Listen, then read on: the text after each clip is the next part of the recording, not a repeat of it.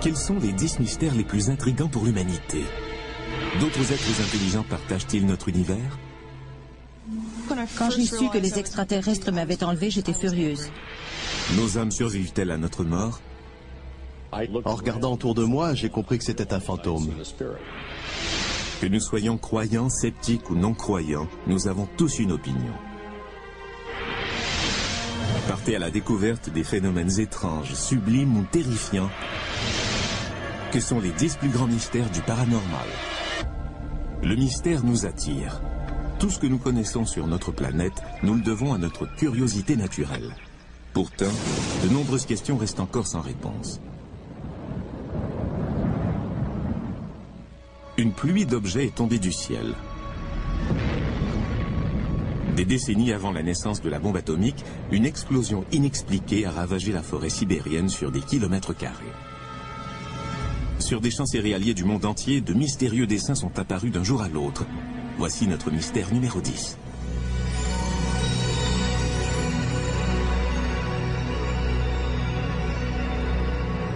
Pendant les années 80, des dessins en forme de cercle ont commencé à apparaître sur des champs en Angleterre. Depuis, plus de 2000 cercles céréaliers aux formes plus ou moins complexes se sont formés au Japon, en Australie, dans l'ex-Union soviétique et aux États-Unis. Personne ne peut confirmer avec exactitude s'ils sont de nature extraterrestre, naturelle ou s'il s'agit de canulars. Les cercles céréaliers d'aujourd'hui sont parfois très élaborés mathématiquement et extrêmement précis. Pour beaucoup, ces caractéristiques éliminent la théorie de la cause naturelle. Se pourrait-il aussi que les hommes n'y soient pour rien? Les formes actuelles sont bien plus complexes que celles d'autrefois. Ces apparitions de cercles céréaliers sont trop impressionnantes pour que les farceurs y jouent un rôle important. On nous a sorti ce même argument tout au long de l'histoire. Les Égyptiens auraient été incapables de produire les merveilles mathématiques que sont les pyramides. Il fallait que les extraterrestres les aident. C'est une véritable forme de racisme, non? Selon les chercheurs en cercles céréaliers, le blé aplati a subi des transformations. Les effets sur la croissance des plantes peuvent se faire sentir pendant des années. Ni vous ni moi n'aurions jamais pu produire un tel effet sur ces plantes. Ce qui se passe indique que nous ne sommes pas seuls dans l'univers. C'est passionnant. Cependant, tout le monde n'est pas aussi enthousiaste. C'est peut-être simplement la façon dont les cercles céréaliers se sont formés qui explique la différence entre la structure des plantes à l'intérieur du cercle et celle des plantes à l'extérieur du cercle. L'explication n'est pas pour autant magique ou extraterrestre. La théorie de l'information suggère qu'il y a de bien meilleures façons de dire aux êtres humains qu'ils ne sont pas seuls que de dessiner de belles formes dans un champ de blé. Les cercles céréaliers sont-ils des blagues ou des traces d'un contact extraterrestre? Certains cercles ont été tracés avec des planches par des farceurs, mais la formation de milliers d'autres reste mystérieuse. Si ce n'est pas un canular, nous devons nous questionner sur notre place par rapport à une intelligence venue d'ailleurs. Ma théorie est que des visiteurs viennent sur cette planète. La science n'a pas encore pris les cercles céréaliers au sérieux. Pourtant, tout le monde peut voir ces messages écrits dans nos champs de blé.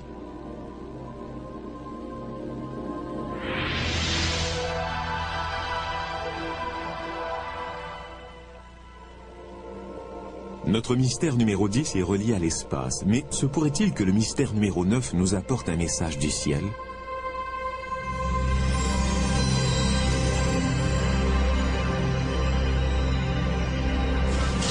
Le 21 septembre 1995, des rapports du monde entier ont fait état de statues hindoues qui buvaient du lait présenté en offrande. Des milliers de gens ont été témoins de ce phénomène. À New Delhi, des millions d'individus ont offert du lait à leurs propres statues. Doit-on parler de miracle ou d'hystérie collective? Contre toute attente, l'Église catholique voit également d'un mauvais œil la plupart des phénomènes prétendument miraculeux. Si la décoloration naturelle d'une vitre prend plus ou moins la forme de la Vierge Marie, les gens deviennent surexcités. L'Église des temps modernes ne donnerait jamais son aval à un tel événement. Parce que l'Église, comme tout le monde, vit dans une époque moderne.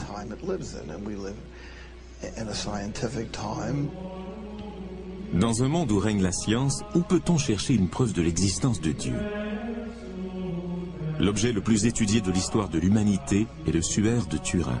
Beaucoup de gens pensent qu'il s'agit du linceul du Christ mentionné dans la Bible. Nous avons été la première équipe scientifique à pouvoir examiner le suaire en profondeur durant une période de 122 heures en octobre 1978. L'une des premières choses que nous avons découvertes, c'est que contrairement à toutes les autres représentations du Christ à travers l'histoire, celle-ci présentait des taches de sang au niveau des poignets, pas au niveau des paumes.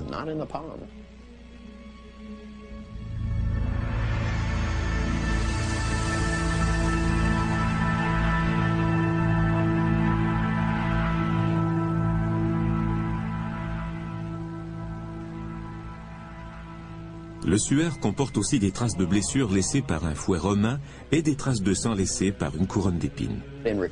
Dans les écrits historiques, une seule personne a été victime de telles tortures et il s'agit de Jésus. Les résultats de cette première recherche étaient tellement prometteurs qu'en 1988, l'Église catholique a donné son accord pour qu'on évalue l'âge du suaire. S'il datait du 1er siècle de notre ère, cela constituerait une preuve physique de l'existence de Jésus-Christ. La datation au carbone 14 a révélé que le suaire ne datait pas d'une époque antérieure au XIIIe siècle. Cela a suffi à certains pour qu'ils considèrent le suaire comme un canular, mais certains facteurs ont remis en question la précision du test scientifique.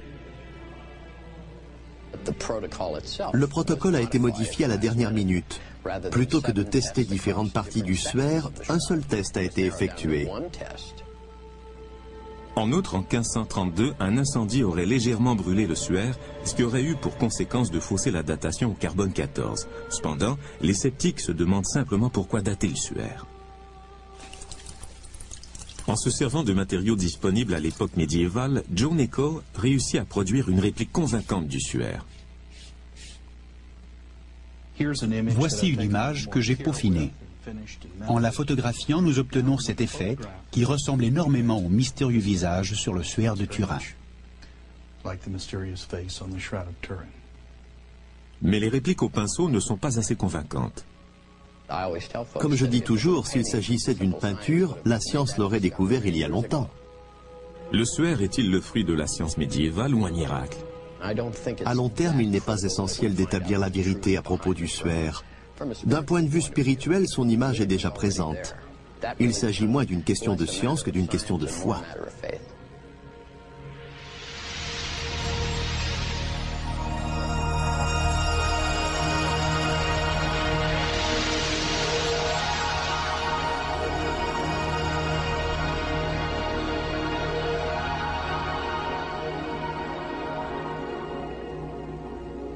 Le mystère numéro 9 remet en question nos espoirs spirituels, tandis que le mystère numéro 8 fait ressortir en nous nos pires terreurs.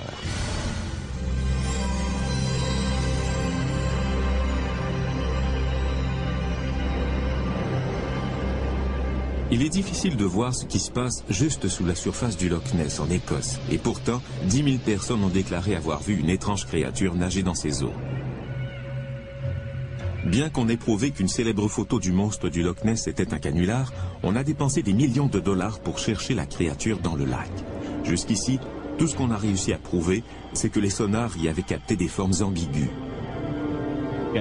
On recherche le monstre du Loch Ness depuis 40 ans, mais personne n'a rien trouvé.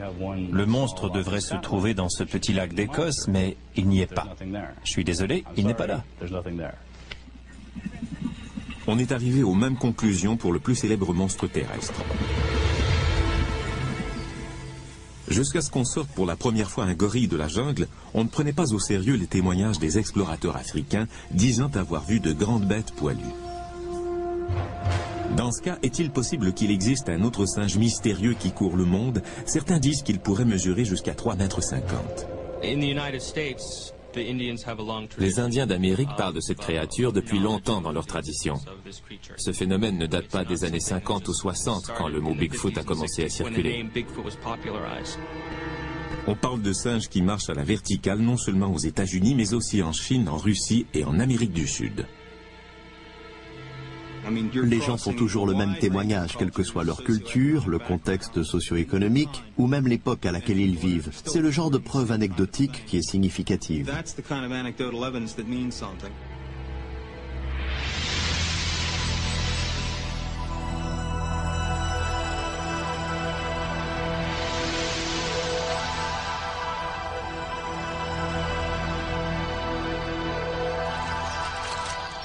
Existe-t-il une preuve réelle de l'existence de cet animal? Les tests d'ADN effectués sur des échantillons de poils prélevés à des endroits où serait apparu le Bigfoot révèlent qu'il s'agit des poils d'un primate. Malheureusement, les échantillons testés sont trop petits pour qu'on puisse en affirmer davantage. Les traces de pas constituent la meilleure preuve. C'est de là que vient le nom Bigfoot, grand pied. Les empreintes de pas existent bel et bien, elles sont mesurables. Un farceur ne prendrait pas le temps de fabriquer les crêtes dermiques, l'équivalent de nos empreintes digitales, présentes sur certaines des empreintes trouvées.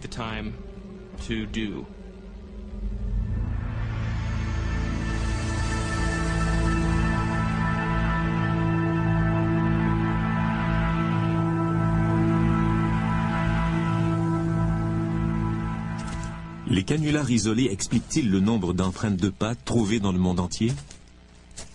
Il est hautement improbable que des farceurs se soient concertés pour fabriquer des empreintes pendant des décennies et partout à travers les États-Unis. Il est plus facile de concevoir qu'un Bigfoot existe réellement.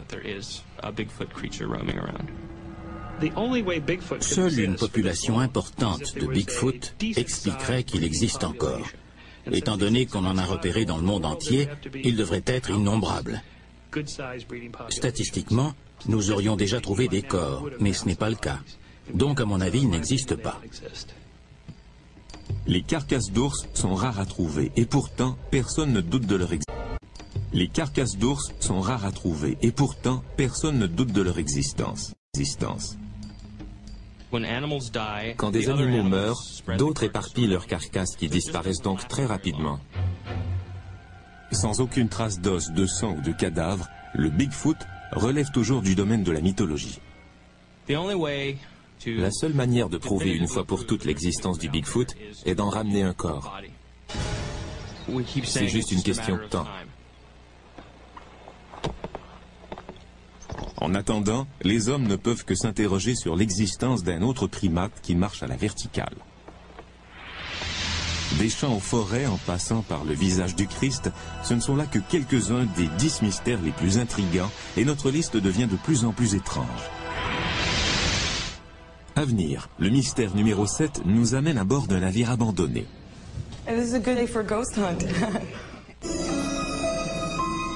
Jusqu'à maintenant, notre liste des mystères les plus intrigants inclut les cercles céréaliers, les miracles et les monstres. Le mystère numéro 7 a un rapport avec le monde des morts.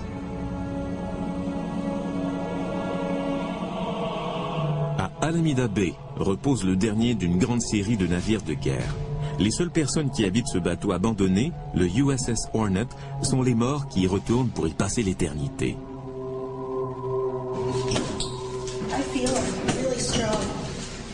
I don't want to. You don't want to? It's in that corner. It's in that corner? It's in that corner, yeah. He burned himself. Ow. And this is a good day for a ghost hunt.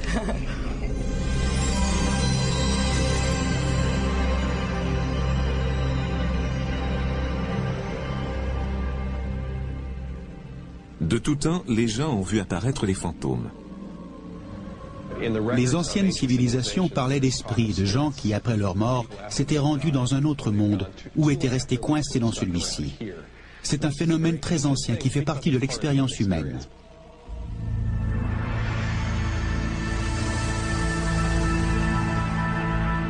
Quoi de mieux que des photos pour prouver l'existence des fantômes?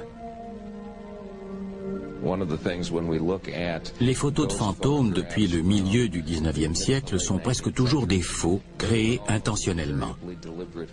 Aujourd'hui, ces photos sont prises accidentellement.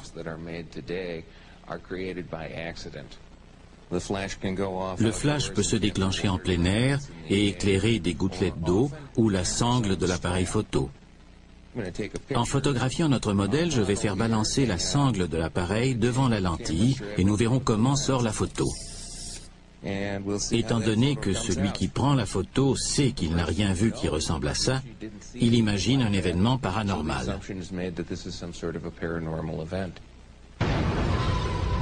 Cependant, que dire des cas où plusieurs personnes déclarent voir le même fantôme?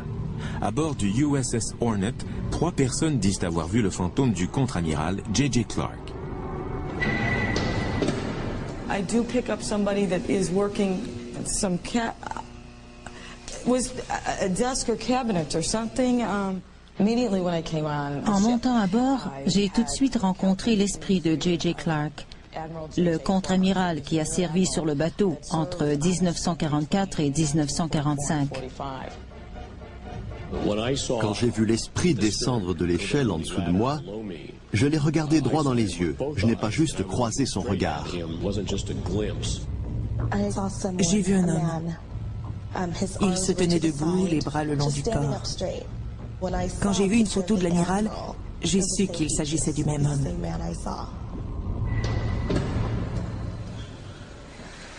Bingo! Bingo! Mais pourquoi les morts reviendraient-ils de l'au-delà? Il est tout à fait logique que des fantômes apparaissent là où se trouvent des gens, qu'ils retournent à un endroit qu'ils connaissent. Ça revient à dire que les fantômes sont eux aussi des gens morts, mais des gens quand même. Certains croient qu'ils peuvent nous en apprendre.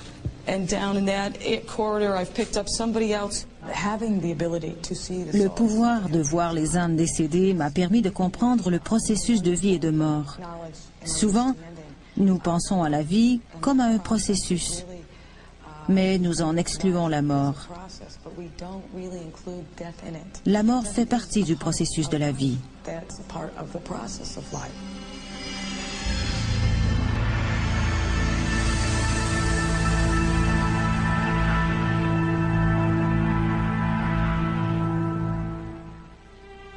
Il est peut-être rassurant de croire que nous ne disparaissons pas après notre mort, mais pour ceux qui sont bel et bien vivants, le mystère numéro 6 pourrait les aider à rester en bonne santé.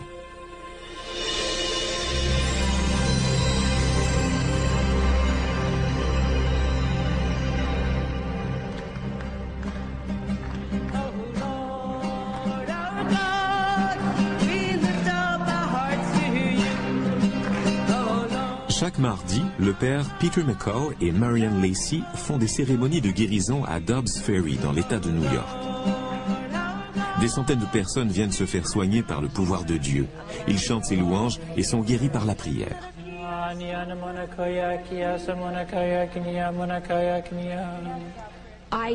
Je sais que ce sont les mains de Dieu qui m'ont guéri. Je ne peux pas l'expliquer autrement. Je sais simplement que c'est vrai.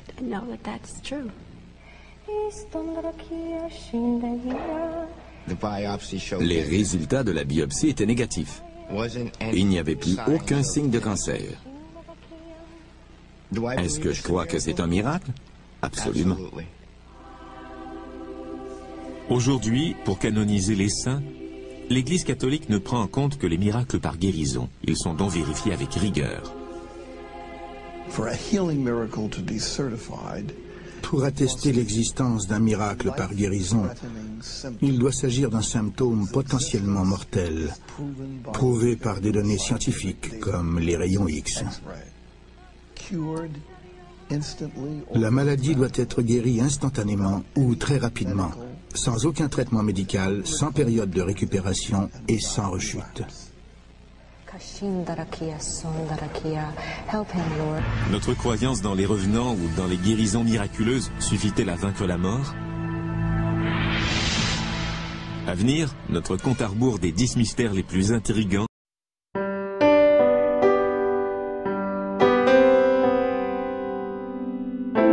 nous fait découvrir des corps qui brûlent tout seuls. Certains ont vu des fantômes s'envoler en fumée, mais qu'en est-il des gens qui prennent feu spontanément? Si je ne l'avais pas vu de mes propres yeux, je n'y croirais pas. Il restait une petite portion d'une jambe et du crâne. Tout le reste avait brûlé.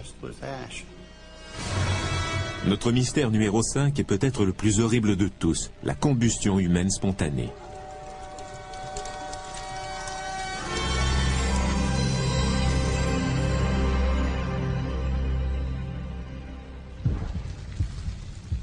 La combustion humaine spontanée est la capacité qu'a le corps à se consumer, à se couvrir d'ampoules ou à se brûler de toute autre manière sans entrer en contact avec du feu. La combustion humaine spontanée est horrible et macabre et, selon la science, impossible. Depuis les premiers cas de combustion humaine spontanée au XVe siècle, on a parfois interprété ce phénomène comme une punition divine. Il y a un siècle, on prétendait que toutes les victimes de combustion humaine spontanée étaient des alcooliques, que Dieu, dans sa colère, châtiait le comportement immoral des gros buveurs.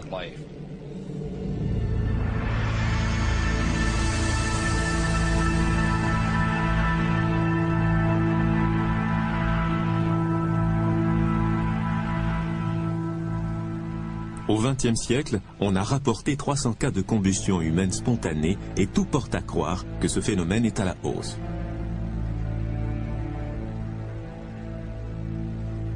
En 1974, le défunt Jack Angel a survécu à un incendie qui, selon les médecins, émanait de son propre corps. Quand M. Angel s'est réveillé d'un profond sommeil, il a remarqué que son avant-bras droit et que sa main avaient été réduits en cendres. Le diagnostic inscrit dans son dossier médical parle de blessures, je cite, d'origine interne. L'un des cas de combustion humaine spontanée les plus étranges et les mieux documentés du XXe siècle est celui du pompier George Mott. Sur le matelas où M. Mott s'est consumé, on a retrouvé seulement la partie de sa jambe droite en dessous du genou. Il ne restait que des cendres du reste du corps de M. Mott, qui pesait 82 kilos. L'individu lui-même a complètement brûlé, mais pas la maison. Comment est-ce possible? Qu'est-ce qui a pu causer cet incendie et comment un feu peut-il brûler au point de consumer un homme tout en laissant la pièce dans laquelle il se trouve intacte? Nos hommes ont vérifié le système électrique, le fourneau et le chauffage. Nous avons déterminé qu'il ne s'agissait pas d'un suicide, ni d'un homicide. Ça ne peut être qu'une combustion humaine spontanée. Cela fait 25 ans que nous faisons des recherches sur ce phénomène et nous n'avons encore trouvé personne qui aurait vu toutes les preuves et qui pourrait nous expliquer comment ça se produit. La combustion humaine spontanée est l'un des grands mystères auxquels sont confrontés la médecine et l'humanité. S'il est impossible d'expliquer comment un corps peut prendre feu, comment élucider le mystère numéro 4?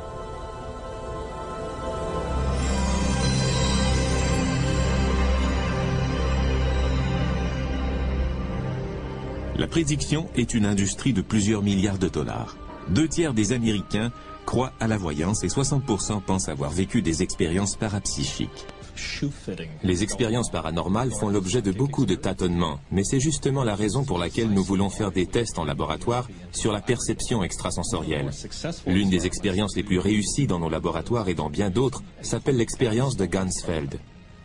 Dans cette expérience, un expéditeur essaie d'envoyer mentalement une image à un partenaire qui se trouve dans une autre pièce. Le récepteur essaie de trouver la bonne image parmi 4 cartes qu'on lui présente. Les lois de la probabilité font qu'une réponse sur 4 pourrait être la bonne, soit un taux de succès de 25%. Nos résultats nous montrent que 34 à 35% des réponses, et même plus, sont exactes. Ce qui veut dire que le taux de succès de ces sujets ne dépend pas du hasard. Le succès de telles expériences fait que lorsque les États-Unis ont appris durant la guerre froide que les Russes utilisaient des espions extralucides pour s'emparer d'informations et de plans militaires tactiques, ils ont dépensé 20 millions de dollars pour essayer de rattraper leur retard. Le programme Stargate, subventionné par le gouvernement, avait pour but de faire des recherches sur la perception extrasensorielle pour savoir si ça existait vraiment et comment l'armée pourrait l'utiliser pour recueillir des informations d'intérêt national. Nous étions assis devant des bureaux avec seulement du papier et des crayons. Nous recevions nos instructions dans une enveloppe scellée. On nous indiquait par exemple qu'une machine avait été perdue et qu'elle pouvait se trouver n'importe où dans la zone nord-est des États-Unis et nous devions tenter de la localiser.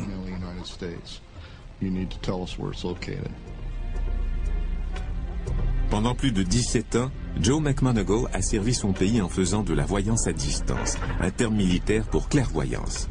En 1981, Stargate a fait appel au service de McMoneagle pour localiser le général James Dozier, enlevé en Italie par les Brigades Rouges. McMoneagle a réussi à indiquer le nom d'une rue, l'étage d'un bâtiment et la description de l'état du général. Tous ces détails se sont confirmés lors de la libération de Dozier. Mon niveau de précision dans l'affaire Dozier m'a vraiment surpris. C'est ce qui est étonnant avec la voyance à distance. On ne sait pas à quel point les informations sont précises jusqu'à ce qu'on s'en serve. Beaucoup de théories tentent d'expliquer comment ces informations sont transmises ou reçues, mais personne ne le sait vraiment. Nous ne savons pas comment les informations se rendent d'un point à un autre. Nous appelons cette anomalie perception extrasensorielle. Beaucoup de théories tentent d'expliquer comment ces informations sont transmises ou reçues, mais personne ne le sait vraiment. Nous ne savons pas comment les informations se rendent d'un point à un autre. Nous appelons cette anomalie perception extrasensorielle. Est-ce que j'y crois? Non. Mais est-ce qu'il se passe quelque chose d'intéressant? Absolument. Qu'il s'agisse de combustion humaine spontanée ou de perception extrasensorielle, les 4e et 5e mystères les plus intrigants sont la preuve que nous ne comprenons pas tout ce qui se passe dans notre corps. À venir, les croyants et les sceptiques s'opposent. Sommes-nous seuls dans l'univers? Notre compte à rebours des 10 mystères les plus intrigants comprend déjà les fantômes et la perception extrasensorielle. Si les esprits et les pensées sont capables de voyager dans l'espace, qu'en est-il du mystère numéro 3? Les objets volants non identifiés? Have you all had any reports of unknown flying objects over there? No, we haven't. Okay, I was wondering. We supposedly are having quite an invasion over here.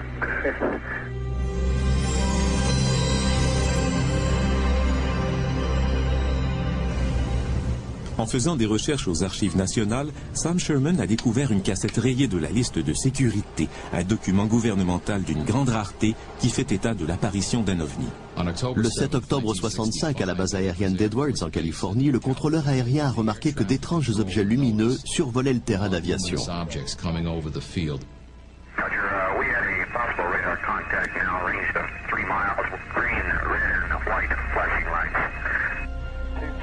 Selon Sherman, ces objets ont été captés au radar à 8 endroits militaires stratégiques de la côte ouest américaine. Redoutant la présence d'un appareil ennemi, l'armée de l'air a envoyé ses propres avions en reconnaissance.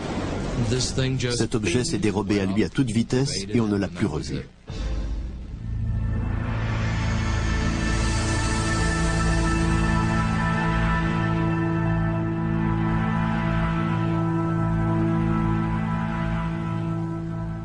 Les apparitions d'objets non identifiés dans le ciel remontent au moins au Moyen Âge. On ne les appelait pas des ovnis ni des soucoupes volantes, mais il s'agissait certainement du même type de phénomène. Si on sait comment et où regarder, on retrouve leur présence à travers l'histoire. Les interprétations humaines du phénomène ovni ont changé au cours des temps.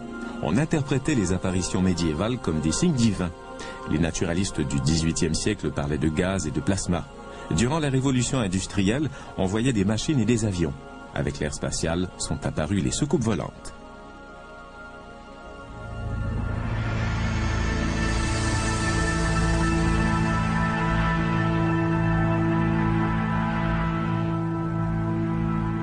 I am here to discuss the so-called flying saucers.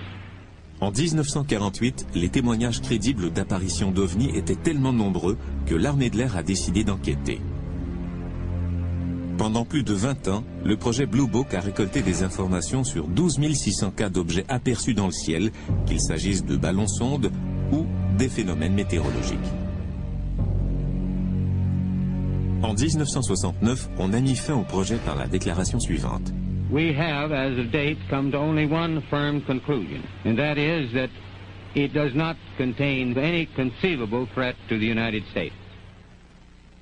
Il est important de distinguer entre deux questions. Existe-t-il des intelligences extraterrestres dans l'univers et sont-elles vraiment venues ici? On signale des dizaines de milliers d'apparitions dans le monde chaque année. Mais pour la plupart d'entre elles, pour ne pas dire pour plus de 90%, il s'agit de phénomènes naturels. Beaucoup de gens ne réalisent même pas que les étoiles bougent pendant la nuit. Les erreurs d'identification sont nombreuses, mais les ufologues affirment que les vaisseaux extraterrestres ont tous des points communs. Ils ne se déplacent pas du tout comme les avions. Ils tournent à angle droit, s'arrêtent d'un seul coup, effectuent des vols stationnaires, montent dans le ciel à la verticale et descendent comme une feuille qui tombe. Nous ne savons pas à quoi ressemble un vaisseau extraterrestre, mais nous savons à quoi ressemblent nos avions. Si nous apercevons des choses dans le ciel qui n'obéissent pas aux lois de la physique, telles que nous les connaissons, nous pouvons dire qu'elles appartiennent à quelqu'un d'autre qui sait quelque chose que nous ignorons.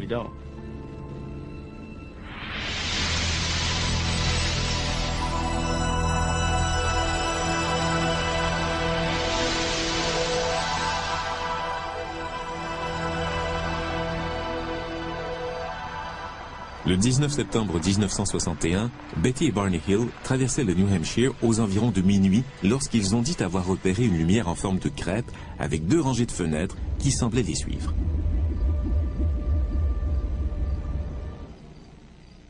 Deux heures plus tard, Barney et Betty se sont réveillés à 56 km au sud de l'endroit où ils s'étaient arrêtés. Sous hypnose, ils se sont souvenus que de petits extraterrestres gris leur avaient prélevé des échantillons de cheveux, d'ongles et de peau. Avec le récit des Hill, on entendait parler pour la première fois du mystère numéro 2.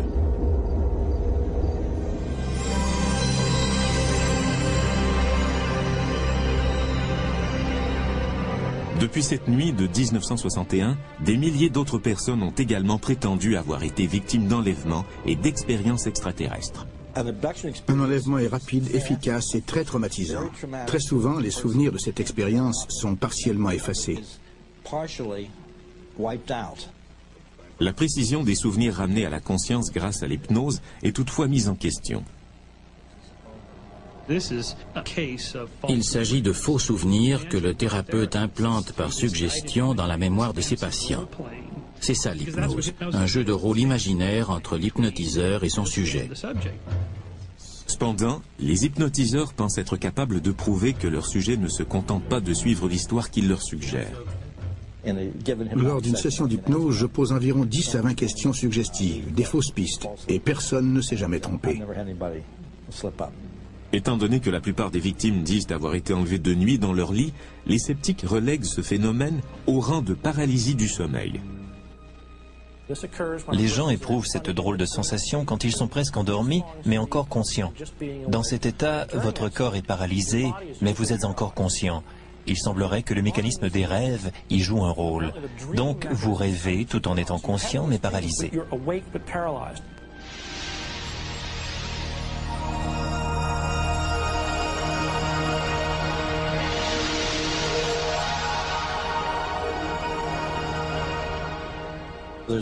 Il y a beaucoup d'autres éléments qui ne correspondent pas à la paralysie du sommeil.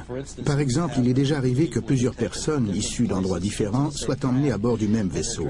Quand elles sont habillées, elles reviennent parfois en portant les vêtements de quelqu'un d'autre, comme cette femme qui portait un survêtement en se couchant et qui s'est réveillée avec la chemise de nuit de quelqu'un d'autre.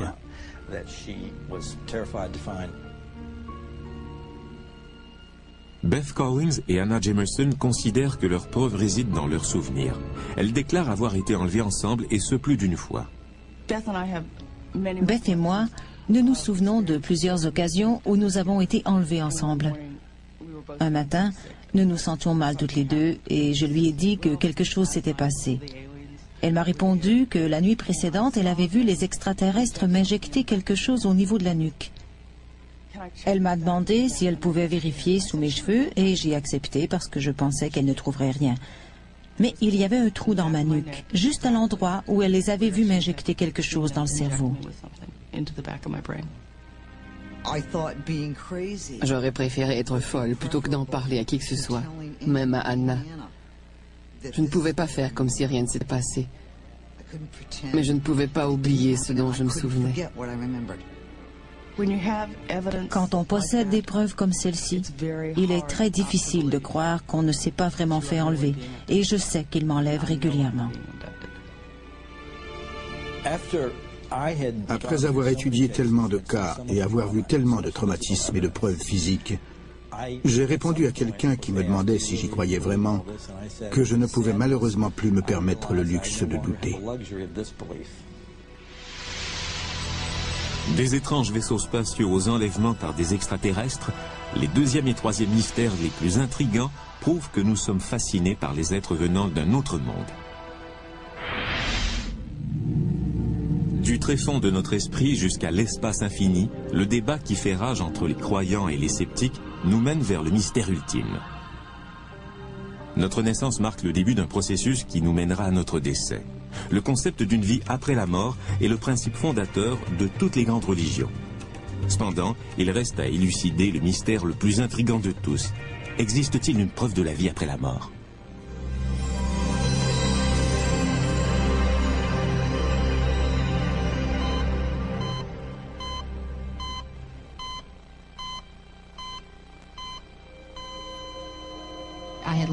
Je n'avais plus de corps et j'étais devenue une petite étoile.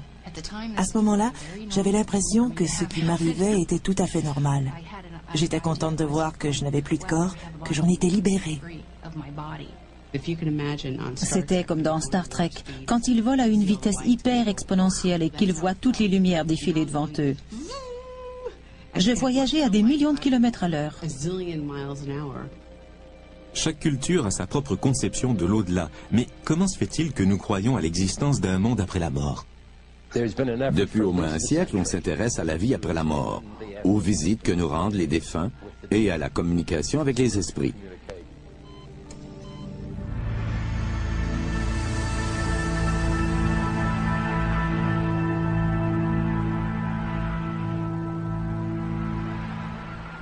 Ceux qui ont failli mourir racontent tous des histoires extrêmement similaires. Il n'est pas rare que des gens vivent ce qu'on appelle une expérience de mort imminente. En d'autres termes, leur conscience se sépare de leur corps. Très souvent, ils se voient traverser un tunnel, au bout duquel ils rencontrent généralement des êtres de lumière. Il peut s'agir de parents ou d'amis décédés ou même de figures religieuses. À ce moment, très souvent, ils voient leur vie défiler en rétrospective. Des tests en laboratoire ont montré que la perte de conscience provoquée par la gravité générait des expériences de mort imminente, la vision d'un tunnel et de lumière blanche. Cela s'apparente à certaines caractéristiques de l'expérience de mort imminente. Environ 15% des gens ont ce qu'on appelle une expérience de mort imminente effrayante. Il y avait des gens torturés, des volcans en éruption, de la boue marron, des gens qui criaient ou qui étaient décapités. Tout ça ressemblait à l'idée traditionnelle qu'on se fait de l'enfer. S'il ne s'agissait que de la réaction physiologique du corps par rapport à la mort, tout le monde vivrait la même expérience. Mais ça n'a pas été mon cas. Des rescapés ont lu des étiquettes posées au-dessus de ventilateurs de plafond. Ils ont répété des conversations tenues dans des pièces éloignées et même rapporté des informations tangibles de l'au-delà.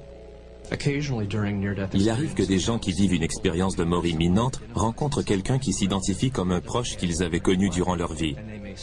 Or, il se peut qu'ils disent ne pas avoir de frère ni de sœur, et pourtant ils finissent par découvrir qu'ils avaient un frère ou une sœur mort alors qu'ils étaient très jeunes. Ça prouve qu'il se passe vraiment quelque chose. Si des gens reviennent bel et bien de l'au-delà, quel message en ramènent-ils? J'ai vécu un énorme téléchargement d'informations. Avant de pouvoir me demander si j'étais en train de mourir, j'ai entendu cette phrase. Nous ne mourrons pas. Notre corps meurt, mais notre âme, jamais. Le plus grand mystère auquel est confrontée l'humanité est de savoir ce qui se passe après la mort. Des millions de personnes ont eu des expériences similaires. C'est très courant. Le message qu'ils ramènent est toujours le même. La vie après la mort existe et elle est merveilleuse.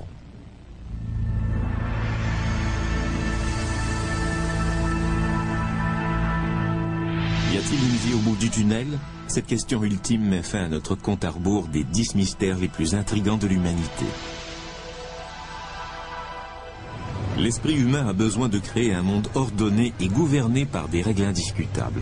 Pourtant, les réponses aux grands mystères du monde continuent à nous échapper. Nous en avons appris plus sur la Terre et le cosmos depuis 25 ans que durant toute l'histoire de l'humanité. Pourtant, plus nous avançons, plus le monde nous semble mystérieux. Plus nos connaissances scientifiques augmentent, plus nous entrons en contact avec l'inconnu. Ce sera toujours le cas, de plus en plus. Nous ne connaîtrons jamais tout.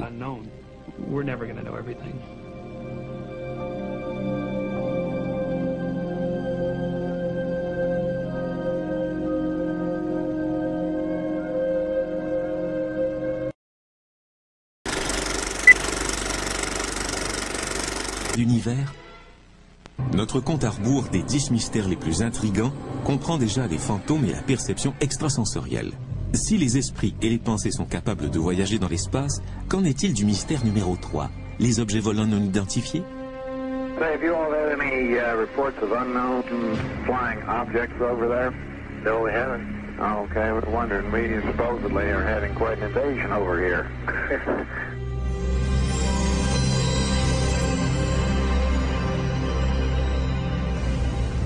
En faisant des recherches aux archives nationales, Sam Sherman a découvert une cassette rayée de la liste de sécurité, un document gouvernemental d'une grande rareté qui fait état de l'apparition d'un ovni. Le 7 octobre 65, à la base aérienne d'Edwards, en Californie, le contrôleur aérien a remarqué que d'étranges objets lumineux survolaient le terrain d'aviation.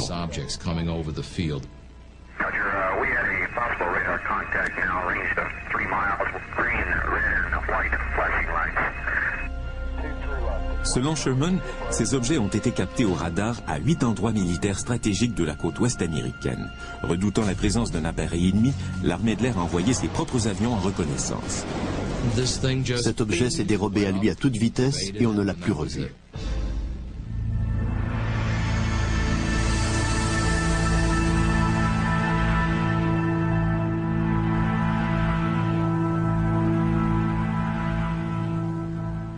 Les apparitions d'objets non identifiés dans le ciel remontent au moins au Moyen Âge. On ne les appelait pas des ovnis ni des soucoupes volantes, mais il s'agissait certainement du même type de phénomène. Si on sait comment et où regarder, on retrouve leur présence à travers l'histoire. Les interprétations humaines du phénomène ovni ont changé au cours des temps. On interprétait les apparitions médiévales comme des signes divins. Les naturalistes du XVIIIe siècle parlaient de gaz et de plasma. Durant la révolution industrielle, on voyait des machines et des avions. Avec l'ère spatiale, sont apparues les soucoupes volantes.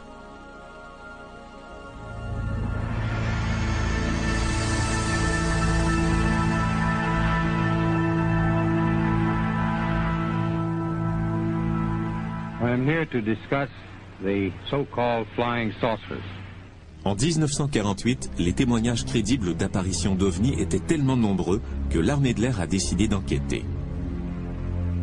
Pendant plus de 20 ans, le projet Blue Book a récolté des informations sur 12 600 cas d'objets aperçus dans le ciel, qu'il s'agisse de ballons-sondes ou des phénomènes météorologiques. En 1969, on a mis fin au projet par la déclaration suivante. We have, as of date, come to only one firm conclusion, and that is that it does not contain any conceivable threat to the United States. Il est important de droits militaires stratégiques de la côte ouest américaine. Redoutant la présence d'un appareil ennemi, l'armée de l'air a envoyé ses propres avions en reconnaissance. Cet objet s'est dérobé à lui à toute vitesse et on ne l'a plus revu.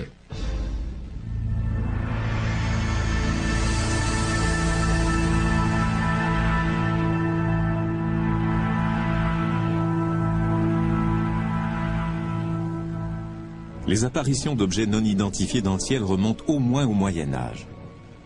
On ne les appelait pas des ovnis ni des soucoupes volantes, mais il s'agissait certainement du même type de phénomène. Si on sait comment et où regarder, on retrouve leur présence à travers l'histoire. Les interprétations humaines du phénomène ovni ont changé au cours des temps. On interprétait les apparitions médiévales comme des signes divins. Les naturalistes du XVIIIe siècle parlaient de gaz et de plasma. Durant la révolution industrielle, on voyait des machines et des avions. Avec l'ère spatiale, sont apparues les soucoupes volantes.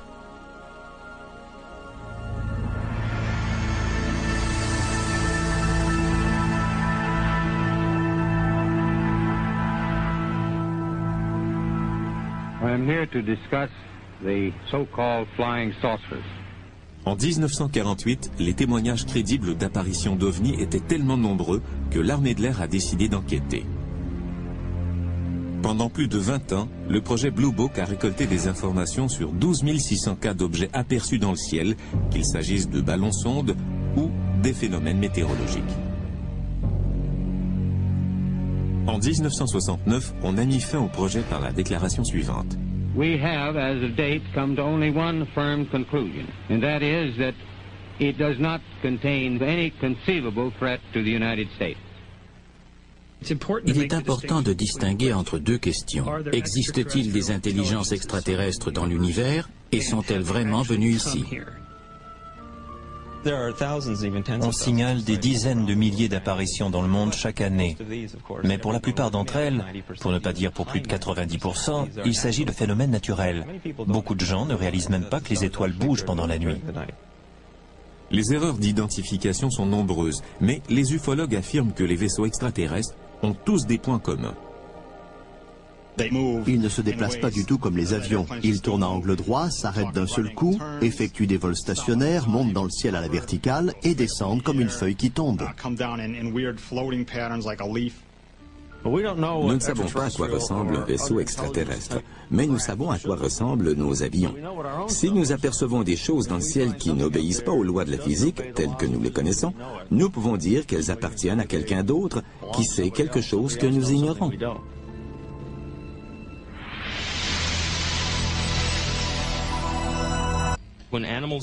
Quand des animaux meurent, d'autres éparpillent leurs carcasses qui disparaissent donc très rapidement. Sans aucune trace d'os, de sang ou de cadavre, le Bigfoot relève toujours du domaine de la mythologie. La seule manière de prouver une fois pour toutes l'existence du Bigfoot est d'en ramener un corps. C'est juste une question de temps. En attendant, les hommes ne peuvent que s'interroger sur l'existence d'un autre primate qui marche à la verticale. Des champs aux forêts en passant par le visage du Christ, ce ne sont là que quelques-uns des 10 mystères les plus intrigants et notre liste devient de plus en plus étrange. À venir, le mystère numéro 7 nous amène à bord d'un navire abandonné.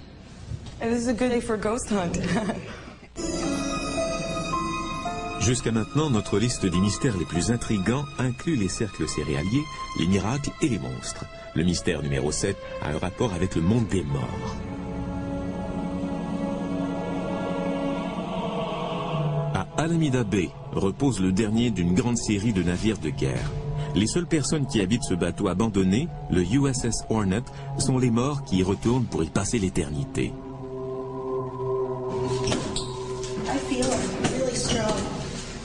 I don't want to. It's in that corner. It's in that corner. It's in that corner. Yeah. He burned himself. Ow.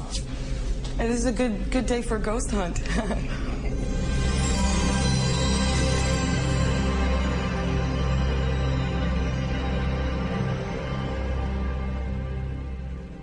De tout temps, les gens ont vu apparaître les fantômes. Les anciennes civilisations parlaient d'esprits, de gens qui, après leur mort, s'étaient rendus dans un autre monde ou étaient restés coincés dans celui-ci. C'est un phénomène très ancien qui fait partie de l'expérience humaine.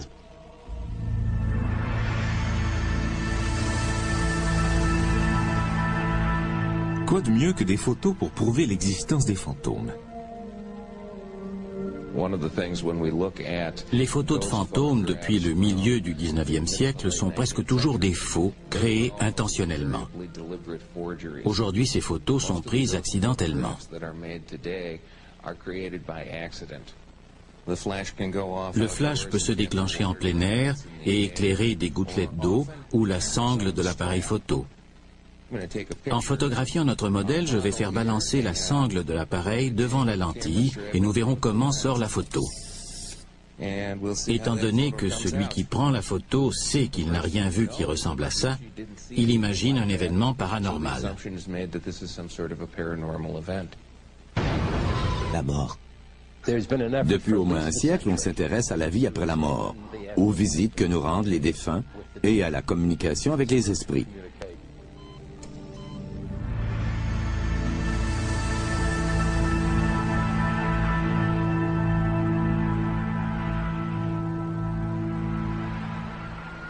Ceux qui ont failli mourir racontent tous des histoires extrêmement similaires. Il n'est pas rare que des gens vivent ce qu'on appelle une expérience de mort imminente. En d'autres termes, leur conscience se sépare de leur corps. Très souvent, ils se voient traverser un tunnel, au bout duquel ils rencontrent généralement des êtres de lumière. Il peut s'agir de parents ou d'amis décédés ou même de figures religieuses. À ce moment, très souvent, ils voient leur vie défiler en rétrospective. Des tests en laboratoire ont montré que la perte de conscience provoquée par la gravité générait des expériences de mort imminente, la vision d'un tunnel et de lumière blanche. Cela s'apparente à certaines caractéristiques de l'expérience de mort imminente. Environ 15% des gens ont ce qu'on appelle une expérience de mort imminente effrayante. Il y avait des gens torturés, des volcans en éruption, de la boue marron, des gens qui criaient ou qui étaient décapités. Tout ça ressemblait à l'idée traditionnelle qu'on se fait de l'enfer. S'il ne s'agissait que de la réaction physiologique du corps par rapport à la mort, tout le monde vivrait la même expérience. Mais ça n'a pas été mon cas. Des rescapés ont lu des étiquettes posées au-dessus de ventilateurs de plafond. Ils ont répété des conversations tenues dans des pièces éloignées et même rapporté des informations tangibles de l'au-delà. Il arrive que des gens qui vivent une expérience de mort imminente rencontrent quelqu'un qui s'identifie comme un proche qu'ils avaient connu durant leur vie. Or, il se peut qu'ils disent ne pas avoir de frère ni de sœur, et pourtant ils finissent par découvrir qu'ils avaient un frère ou une sœur mort alors qu'ils étaient très jeunes. Ça prouve qu'il se passe vraiment quelque chose. Si des gens reviennent bel et bien de l'au-delà, quel message en ramènent-ils ? J'ai vécu un énorme téléchargement d'informations. Avant de pouvoir me demander si j'étais en train de mourir, j'ai entendu cette phrase. Nous ne mourrons pas, notre corps meurt, mais notre âme, jamais. Le plus grand mystère auquel est confrontée l'humanité est de savoir ce qui se passe après la mort. Des millions de personnes ont eu des expériences similaires. C'est très courant. Le message qu'ils ramènent est toujours le même. La vie après la mort existe et elle est merveilleuse.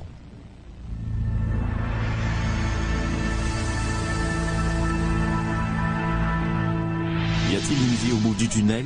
Cette question ultime met fin à notre compte à rebours des 10 mystères les plus intrigants de l'humanité. L'esprit humain a besoin de créer un monde ordonné et gouverné par des règles indiscutables. Pourtant, les réponses aux grands mystères du monde continuent à nous échapper.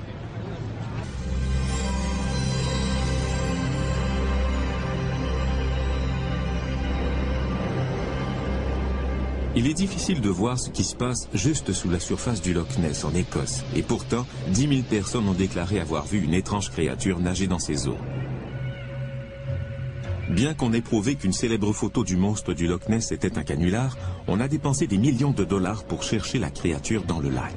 Jusqu'ici, tout ce qu'on a réussi à prouver, c'est que les sonars y avaient capté des formes ambiguës. On recherche le monstre du Loch Ness depuis 40 ans, mais personne n'a rien trouvé. Le monstre devrait se trouver dans ce petit lac d'Écosse, mais il n'y est pas. Je suis désolé, il n'est pas là. On est arrivé aux mêmes conclusions pour le plus célèbre monstre terrestre. Jusqu'à ce qu'on sorte pour la première fois un gorille de la jungle, on ne prenait pas au sérieux les témoignages des explorateurs africains disant avoir vu de grandes bêtes poilues. Dans ce cas, est-il possible qu'il existe un autre singe mystérieux qui court le monde? Certains disent qu'il pourrait mesurer jusqu'à 3,50 m. Les Indiens d'Amérique parlent de cette créature depuis longtemps dans leur tradition. Ce phénomène ne date pas des années 50 ou 60, quand le mot Bigfoot a commencé à circuler. On parle de singes qui marchent à la verticale non seulement aux États-Unis, mais aussi en Chine, en Russie et en Amérique du Sud. Les gens font toujours le même témoignage, quelle que soit leur culture, le contexte socio-économique ou même l'époque à laquelle ils vivent. C'est le genre de preuve anecdotique qui est significative.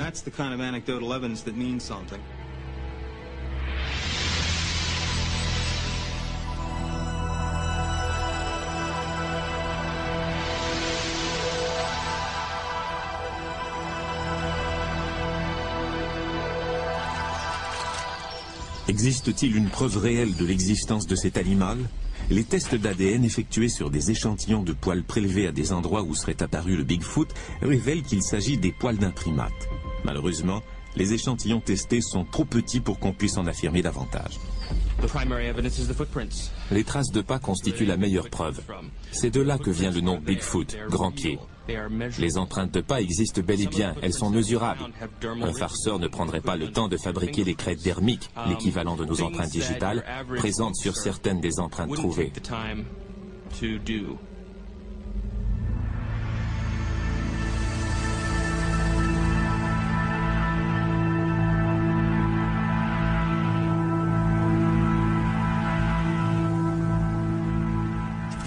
Les canulars isolés expliquent-ils le nombre d'empreintes de pas trouvées dans le monde entier? Il est hautement improbable que des farceurs se soient... Sur le matelas où M. Mott s'est consumé, on a retrouvé seulement la partie de sa jambe droite en dessous du genou. Il ne restait que des cendres du reste du corps de M. Mott, qui pesait 82 kilos. L'individu lui-même a complètement brûlé, mais pas la maison. Comment est-ce possible? Qu'est-ce qui a pu causer cet incendie et comment un feu peut-il brûler au point de consumer un homme tout en laissant la pièce dans laquelle il se trouve intacte? Nos hommes ont vérifié le système électrique, le fourneau et le chauffage. Nous avons déterminé qu'il ne s'agissait pas d'un suicide, ni d'un homicide. Ça ne peut être qu'une combustion humaine spontanée. Cela fait 25 ans que nous faisons des recherches sur ce phénomène et nous n'avons encore trouvé personne qui aurait vu toutes les preuves et qui pourrait nous expliquer comment ça se produit. La combustion humaine spontanée est l'un des grands mystères auxquels sont confrontés la médecine et l'humanité. S'il est impossible d'expliquer comment un corps peut prendre feu, comment élucider le mystère numéro 4?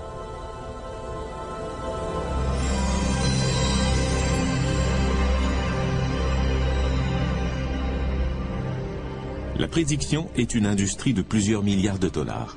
2/3 des Américains croient à la voyance et 60% pensent avoir vécu des expériences parapsychiques. Les expériences paranormales font l'objet de beaucoup de tâtonnements, mais c'est justement la raison pour laquelle nous voulons faire des tests en laboratoire sur la perception extrasensorielle. L'une des expériences les plus réussies dans nos laboratoires et dans bien d'autres s'appelle l'expérience de Ganzfeld. Dans cette expérience, un expéditeur essaie d'envoyer mentalement une image à un partenaire qui se trouve dans une autre pièce. Le récepteur essaie de trouver la bonne image parmi 4 cartes qu'on lui présente. Les lois de la probabilité font qu'une réponse sur 4 pourrait être la bonne, soit un taux de succès de 25%. Nos résultats nous montrent que 34 à 35% des réponses, et même plus, sont exactes. Ce qui veut dire que le taux de succès de ces sujets ne dépend pas du hasard. Le succès de telles expériences fait que lorsque les États-Unis ont appris durant la guerre froide que les Russes utilisaient des espions extralucides pour s'emparer d'informations et de plans militaires tactiques, ils ont dépensé 20 millions de dollars pour essayer de rattraper leur retard.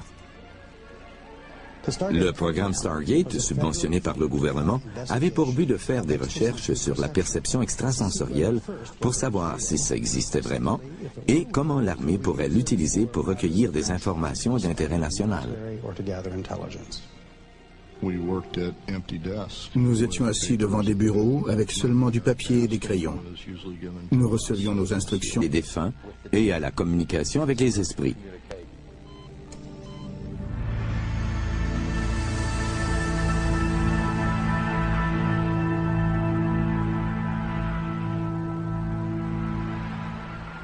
Ceux qui ont failli mourir racontent tous des histoires extrêmement similaires. Il n'est pas rare que des gens vivent ce qu'on appelle une expérience de mort imminente.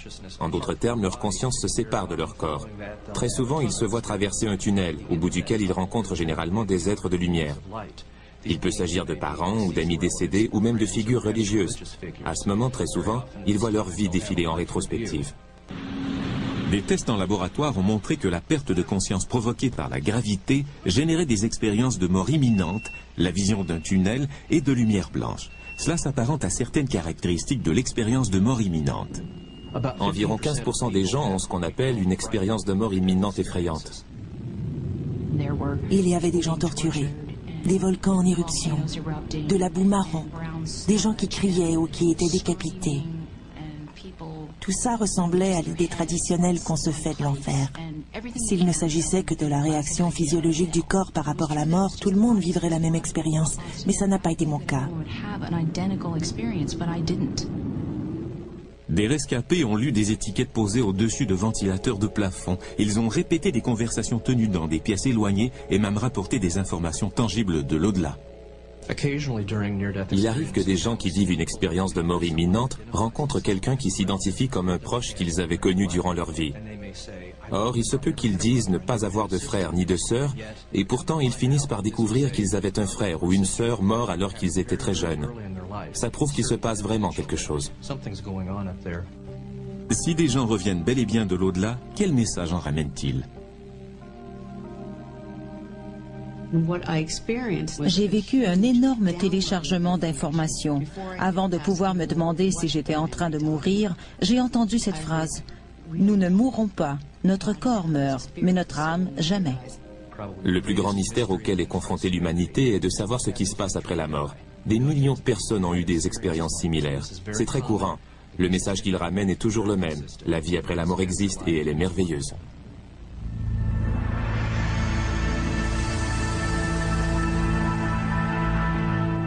Y a-t-il une vie au bout du tunnel? Cette question ultime met fin à notre compte à rebours des 10 mystères les plus intrigants de l'humanité. L'esprit humain a besoin de créer un monde ordonné et gouverné par des règles indiscutables. Pourtant, les réponses aux grands mystères du monde continuent à nous échapper.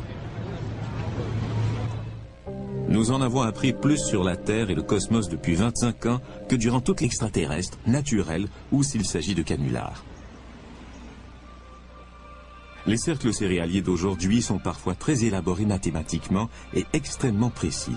Pour beaucoup, ces caractéristiques éliminent la théorie de la cause naturelle. Se pourrait-il aussi que les hommes n'y soient pour rien?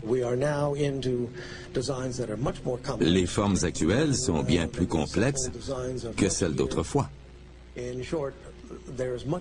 Ces apparitions de cercles céréaliers sont trop impressionnantes pour que les farceurs y jouent un rôle important. On nous a sorti ce même argument tout au long de l'histoire. Les Égyptiens auraient été incapables de produire les merveilles mathématiques que sont les pyramides. Il fallait que les extraterrestres les aident. C'est une véritable forme de racisme, non? Selon les chercheurs en cercle céréalier, le blé aplati a subi des transformations. Les effets sur la croissance des plantes peuvent se faire sentir pendant des années. Ni vous ni moi n'aurions jamais pu produire un tel effet sur ces plantes. Ce qui se passe indique que nous ne sommes pas seuls dans l'univers. C'est passionnant. Cependant, tout le monde n'est pas aussi enthousiaste. C'est peut-être simplement la façon dont les cercles céréaliers se sont formés qui explique la différence entre la structure des plantes à l'intérieur du cercle et celle des plantes à l'extérieur du cercle. L'explication n'est pas pour autant magique ou extraterrestre. La théorie de l'information suggère qu'il y a de bien meilleures façons de dire aux êtres humains qu'ils ne sont pas seuls que de dessiner de belles formes dans un champ de blé. Les cercles céréaliers sont-ils des blagues ou des traces d'un contact extraterrestre? Certains cercles ont été tracés avec des planches par des farceurs, mais la formation de milliers d'autres reste mystérieuse. Si ce n'est pas un canular, nous devons nous questionner sur notre place par rapport à une intelligence venue d'ailleurs. Ma théorie est que des visiteurs viennent sur cette planète. La science n'a pas encore pris les cercles céréaliers au sérieux. Pourtant, tout le monde peut voir ces messages écrits dans nos champs de blé.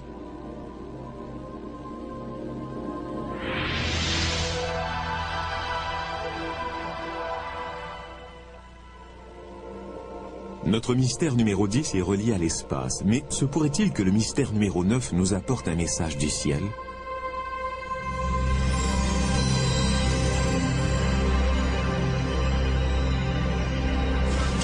Le 21 septembre 1995, des rapports du monde entier ont fait état de statues hindoues qui buvaient du lait présenté en offrande. Des milliers de gens ont été témoins de ce phénomène. À New Delhi, des millions d'individus ont offert du lait à leur propre statue. Doit-on parler de miracle ou d'hystérie?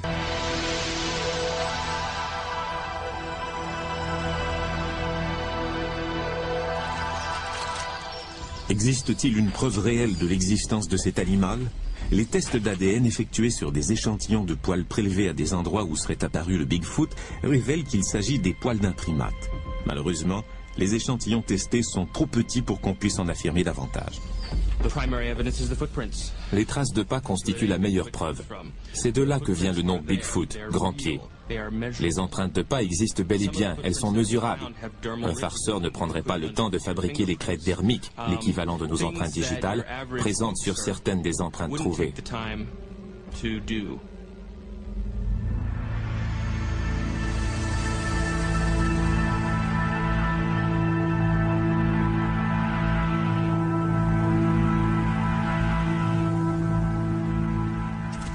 Les canulars isolés expliquent-ils le nombre d'empreintes de pas trouvées dans le monde entier? Il est hautement improbable que des farceurs se soient concertés pour fabriquer des empreintes pendant des décennies et partout à travers les États-Unis. Il est plus facile de concevoir qu'un Bigfoot existe réellement. Seule une population importante de Bigfoot expliquerait qu'il existe encore. Étant donné qu'on en a repéré dans le monde entier, il devrait être innombrable. Statistiquement, nous aurions déjà trouvé des corps, mais ce n'est pas le cas. Donc, à mon avis, il n'existe pas. Les carcasses d'ours sont rares à trouver, et pourtant, personne ne doute de leur existence. Les carcasses d'ours sont rares à trouver, et pourtant, personne ne doute de leur existence. Quand des animaux meurent, d'autres éparpillent leurs carcasses qui disparaissent donc très rapidement. Sans aucune trace d'os, de sang ou de cadavre, le Bigfoot relève toujours du domaine de la mythologie. La seule manière de prouver une fois pour toutes l'existence du Bigfoot est d'en ramener un corps. C'est juste une question de temps. En attendant, les hommes ne peuvent que s'interroger sur l'existence d'un autre primate qui marche à la verticale. Des champs aux forêts en passant par le visage du Christ, ce ne sont là que quelques-uns des 10 mystères les plus intrigants et notre liste devient de plus en plus étrange. À venir, le mystère numéro 7 nous amène à bord d'un navire abandonné.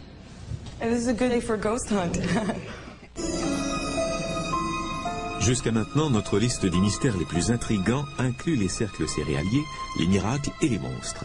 Le mystère numéro 7 a un rapport avec le monde des morts.